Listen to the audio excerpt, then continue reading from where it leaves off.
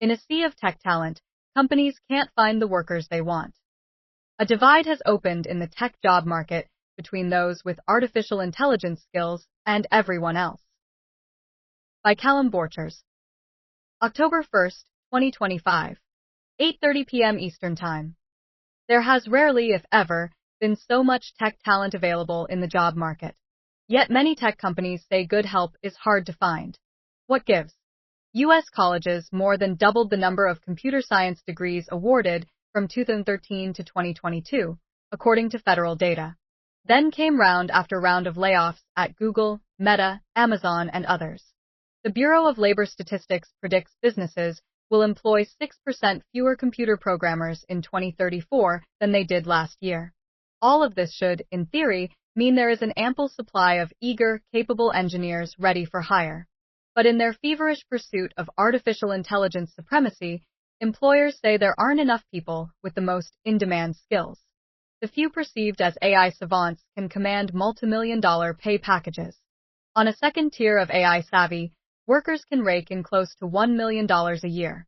Landing a job is tough for most everyone else.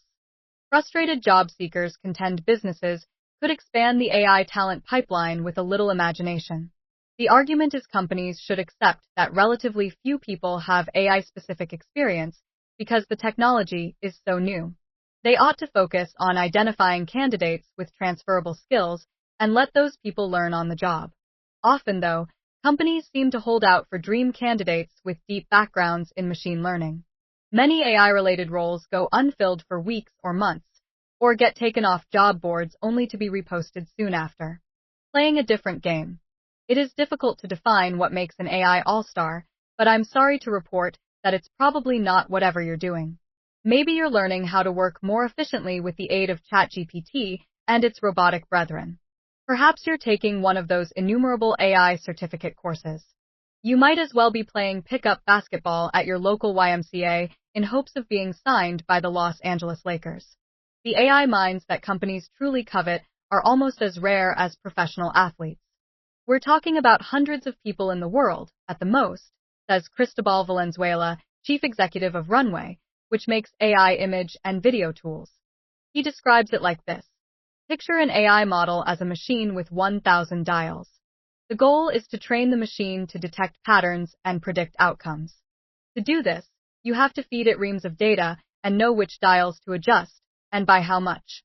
The universe of people with the right touch is confined to those with uncanny intuition, genius-level smarts, or the foresight, possibly luck, to go into AI many years ago, before it was all the rage. As a venture-backed startup with about 120 employees, Runway doesn't necessarily vie with Silicon Valley giants for the AI job market's version of LeBron James.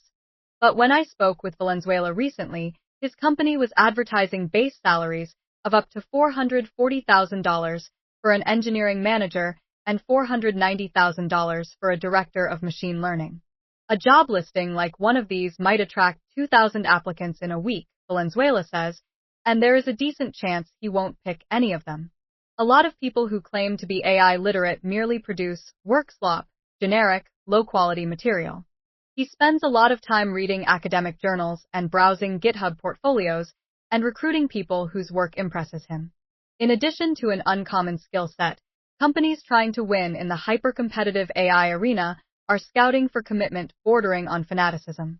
Daniel Park is seeking 3 new members for his 9-person startup. He says he will wait a year or longer if that's what it takes to fill roles with advertised base salaries of up to $500,000. He's looking for prodigies willing to work 7 days a week. Much of the team lives together in a 6-bedroom house in San Francisco. If this sounds like a lonely existence, Park's team members may be able to solve their own problem. His company, Pickle, aims to develop personalized AI companions akin to Tony Stark's Jarvis in Iron Man. Overlooked. James Strawn wasn't an AI early adopter, and the father of 2 teenagers doesn't want to sacrifice his personal life for a job. He is beginning to wonder whether there is still a place for people like him in the tech sector. He was laid off over the summer after 25 years at Adobe, where he was a senior software quality assurance engineer. Strawn, 55, started as a contractor and recalls his hiring as a leap of faith by the company. He had been an artist and graphic designer. The managers who interviewed him figured he could use that background to help make Illustrator and other Adobe software more user-friendly. Looking for work now, he doesn't see the same willingness by companies to take a chance on someone whose resume isn't a perfect match to the job description. He's had one interview since his layoff. I always thought my years of experience at a high-profile company would at least be enough to get me interviews where I could explain how I could contribute, says Strawn, who is taking foundational AI courses. It's just not like that. The trouble for people starting out in AI, whether recent grads or job switchers like Strawn, is that companies see them as a dime a dozen. There's this AI arms race, and the fact of the matter is entry-level people aren't going to help you win it, says Matt Masucci, CEO of the tech recruiting firm Hirewell. There's this concept of the 10x engineer, the one engineer who can do the work of 10. That's what companies are really leaning into and paying for.